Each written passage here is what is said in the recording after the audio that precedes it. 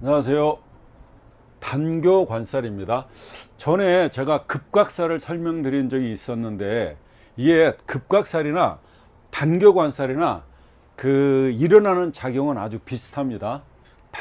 이게 왜 이걸 설명드리냐면은 이거를 해야 이제 사주가 이렇게 돼서 급각살과 이렇게 이루어져서 이런 현상이 일어납니다. 이게 설명을 드릴 수가 있는데 이걸 설명 안 하고는 안 되겠더란 말입니다. 단교 관사를 설명드리는데 이게 뭐냐면요, 이게 끊어질 단자고 이게 다리 교자죠. 이렇게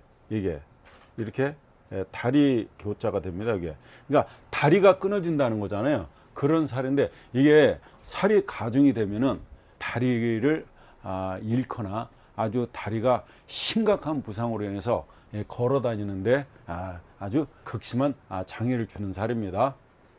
월을 기준으로 하고 일이나 시에 있을 때요. 그러니까 월을 기준으로 하고 일이나 시에 이 단교 관살이 있을 때 적용되게 되는데요. 이게 연에 있을 때도 일어납니다. 근데 연에 있을 때는 이게 좀 왜 연에 있을 때는 나하고 좀 관계가 없냐면요. 이건 조상궁이잖아요. 이거는 나하고 이 자식궁이잖아요. 그죠? 또 남편궁도 되지 않습니까? 그죠? 나의 자신도 되지만 이게 이 자식궁. 그래서 일하고 시에 있을 때 단교관살 작용이 더 세게 일어난다. 이렇게 보시면 됩니다. 1월달 있고 2월달 있고 이렇게 있죠. 그래서 인묘진이 있죠.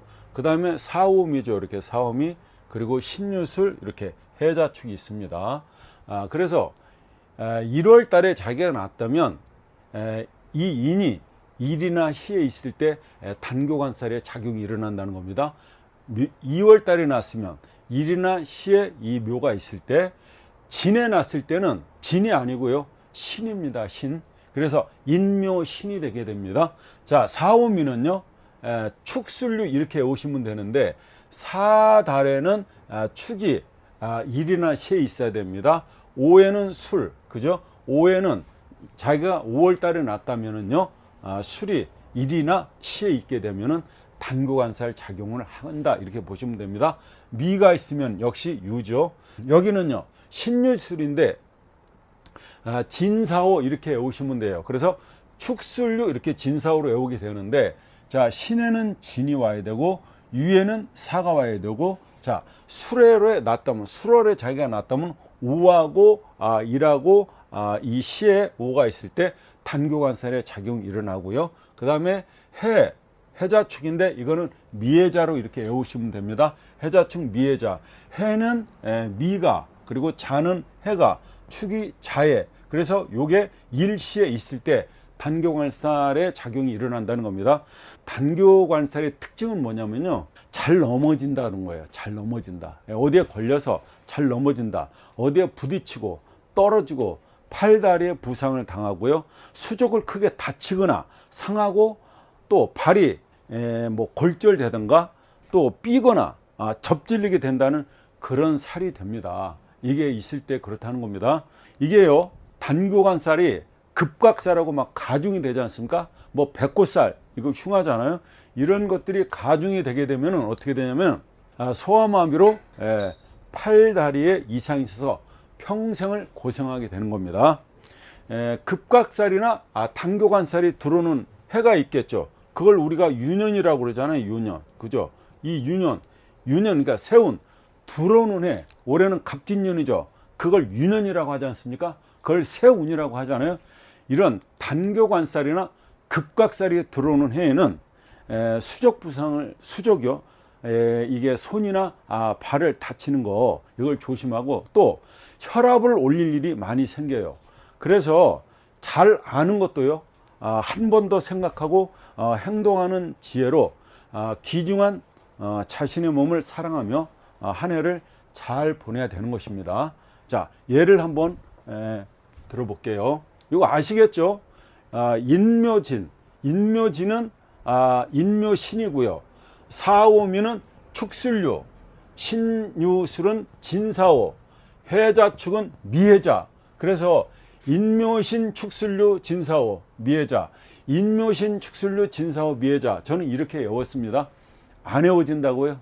에워질 때까지 하는 겁니다. 냉장고에 뭐 코끼리를 넣는다며요. 근데 어떻게 넣냐고 하니까 들어갈 때까지 넣는다고 하더라고요. 그래서 우리 머릿속에 들어올 때까지, 완전히 바뀔 때까지, 각인될 때까지요, 쓰고 외우고 하는 겁니다. 예.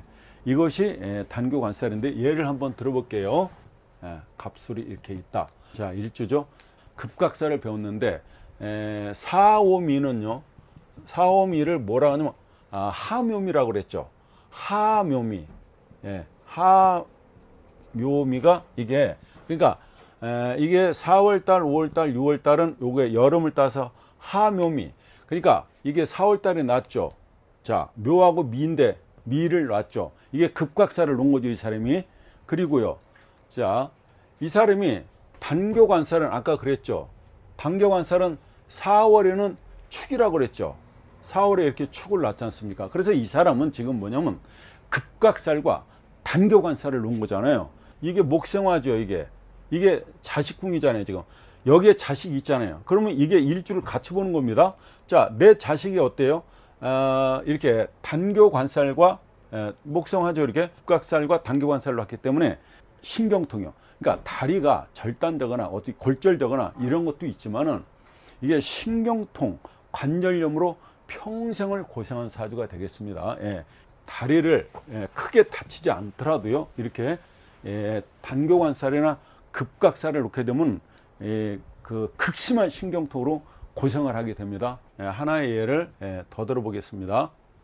자, 이 사람이 경자, 정해, 개축, 김인데, 자, 급각살은 동축진이죠. 이렇게 동축진이잖아요. 이렇게. 자, 그러면 동이라고 하는 얘기는 10월, 11월, 12월에 어때요? 축이나 진을 놓게 되면 급각살이죠. 그러니까 이게 10월 달이죠. 축 났네요. 그리고 그러니까 이게 급각살이 된 거죠. 단교관살은 해자축으로 가면요, 이게 미해자로 외우시라고 그랬잖아요. 이렇게. 그러면 자, 해를 놨잖아요. 해월에 어떻게 해요? 자, 미를 시지에다가 자식궁에다 놨죠. 그래서 이 사람은 어렸을 때부터 이렇게 급각살과 단교관살을 놨기 때문에 소아마비로 걸려가지고 평생을 장애자로 사는 명이 되겠습니다. 이 사람은 곤명인데요. 곤명이라고 보고요. 곤명인데, 자, 이 사람이 지금 일단 동축진이죠. 급각살 놨죠. 그죠? 동축진을 놨습니다. 자, 일지가 일단 급각살을 놓은 상태죠. 그러면 거기다가 또 뭐예요? 금수냉안이죠. 그죠? 금생수, 금생수, 금생수, 이렇게. 금수, 여기가, 자, 이거 12월 달이에요. 이게 12월 달, 11월 달, 11월 달, 11월 달. 그러니까 이 사주가 어떻습니까? 굉장히 냉하죠. 엄청나게 냉합니다. 그리고 금수로 이거는 종해야 되는 거죠. 그러니까 금수로 종해야 하나의, 금수로 종했다고 보면 하나의 눈사람이고 눈 덩어리가 되는 겁니다. 그죠? 사주가 그렇죠. 보시기에 땡땡 얼어있지, 천지가 땡땡 얼어있다. 자, 이 사람이요, 화운을 만나게 되면, 첫 번째, 이런 화운을 만나게 되면 어떻게 될까요? 이거 다 녹겠죠. 눈사람이. 얼음들이 다 녹는 거, 빙산이 다 녹는 거 아닙니까? 그럼 이 사람은 좋은 게 아니죠. 오히려 어떻게 돼요? 눈이 녹으니까, 얼음이 녹으니까 물바다 사주가 난리가 나는 겁니다. 그러니까 생지옥이 될 것입니다. 이거는 화운이 좋지 않습니다. 오히려 금하고 수운으로 가야 길하다, 이렇게 보시면 됩니다. 이런 경우 화운이 들어오면 여기서 화가 들어와서 작용을 못하게 되죠. 화가 이 사람한테 뭐예요? 관이잖아요. 그럼 관이 여기 들어와서, 남자가 여기 들어와서 살 수 없는 형국이지 않습니까? 그죠? 이런 경우에는 화보다는 금수운으로 가는 게 길하다, 이렇게 보시면 됩니다. 두 번째, 금수쌍청, 이렇게 우리가 이렇게 얘기하죠. 금수 쌍청, 이렇게 하는데, 이 금수 쌍청 사주들은 보통 구도자, 그죠? 뭔가를 이렇게 찾는 거죠. 그러니까 뭐 철학자가 될 수도 있고요. 그 다음에 역학자가 될 수도 있고, 아무튼 종교계로 가야지만이 무조건 사주가 괜찮다, 자기 명대로 산다, 이렇게 보는 겁니다. 세 번째, 금수상청 사주는요, 대개 이 금수쌍청을 놓은 사주들은 남자제나 똑같은데 결벽증이 있어요. 굉장히 깨끗한 척 하는 겁니다. 그래서 이게 스킨십을 무척 싫어합니다. 그러니까 보통 이렇게 우리가 악수도 하고 그러죠. 그렇잖아요. 이렇게. 근데 이게 금수상청으로 흐르는 사람들은 대개가 결벽증 비슷한 게 있어서요. 스킨십을 싫어해서 이게 부부가 만나기가 좀 어렵다 이렇게도 보는 겁니다. 네 번째, 이 금수가 냉한 사람은요, 자랄 때 이 발육부진이 돼요. 그래서 성장이 좀 더디게 됩니다. 그래서 키가 대체로 작습니다. 그리고 성장하는 데 있어서 그 장애가 따르기 때문에 자율신경이 말을 잘 안 들어요. 그러니까 문제가 있는 겁니다. 또 이게 만약에 남자 사주라고 봤을 때요, 이 사람이 남자 사주라고 본다면 어떨까요? 남자 사주로 보면은요, 이 남자가 냉하지 않습니까? 남자가 너무 냉하면요, 발육부진이 되는 겁니다. 또 여자로 봐도 마찬가지죠. 이게 금수가 냉하면 자궁이 땡땡 얼어 있는 상황이 되겠죠. 그래서 임신하기가 어렵죠. 자, 자궁이 굉장히 차갑고 냉하다면 정충이 들어가서 살 수가 없는 것이죠. 그래서 자식을 가져도요, 자식을 가질 수 있지만 화운의 자식을 갖겠죠. 굉장히 가졌을 때 조심해야 된다고 이렇게 나오는 거죠. 이 사람이 만약에 그림을 그린다고 가정해봐요. 이게 이분이 스님이 돼가지고 그림을 그린다. 아니면 이 사람이 화가라고 가정을 했을 때 이 사람은 어때요? 명함은 잘 나타나지 않을 거예요. 그죠? 왜? 그죠? 명함은 잘 나타나 있지 않고 이 사람 그리면 뭐가 있었겠어요? 수심과 근심이잖아요. 수는요, 이 수심하고 근심이 있는 거예요. 그래서 자기 일간에 수를 왔잖아요. 그죠? 자기 더구나 일지에다 수를 넣게 되면 근심이 있다. 그게 자식이 수면 자식이라는 근심이 있고, 그 수가 남편이면 남편으로 인한 수심 근심이 있다. 이렇게 보는 겁니다.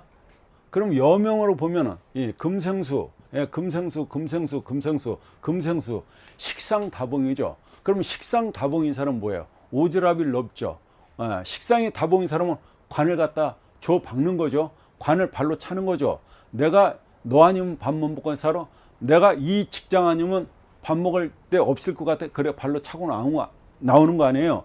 그래서 이 식상다봉인 여자는 대체로요, 유치원 아니면 보육원 아니면 초등학교 선생님을 한다든가, 그래서 뭔가 이 아이들을 돌봐주는 그런 직업으로 가면 참 좋은데, 이게 단점 뭐예요? 이 사람이 너무 차갑다는 거 아닙니까? 굉장히 차죠. 자, 그래서 이 사주는 또 수다 금침이 되죠. 물이 많으면 금이 가라앉게 되지 않습니까? 그죠?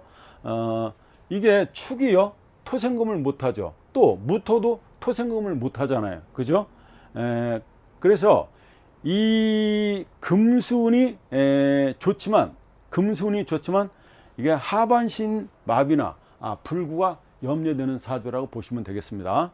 자, 여자 같은 경우에 이렇게요, 식상인 자식별이 용신이면요, 여자인 경우에 식상인 자식별이 용신이 되면 아기 낳고서 애 낳고서 처녀 때 그 병까지 모두 없어져요. 이게 자식궁인 식상이 용신이 되면 처녀 때 얻은 병까지 애 낳고서 싹 낳게 되는데, 만약에요, 이 사주가 신약하다면, 그죠? 신약하다면 애 낳고서 오히려 병을 얻게 되고요. 또 그 몸 여기저기 병이 생기게 되는 겁니다. 그래서 자기가 만약에 신약하다 그러면 자식을 낳았다 그럼 몸조리를 어떻게 해야 된다고요? 아주 유명한 산후조리원 가서 그 몸을 갖다가 잘 만들어야 되겠습니다.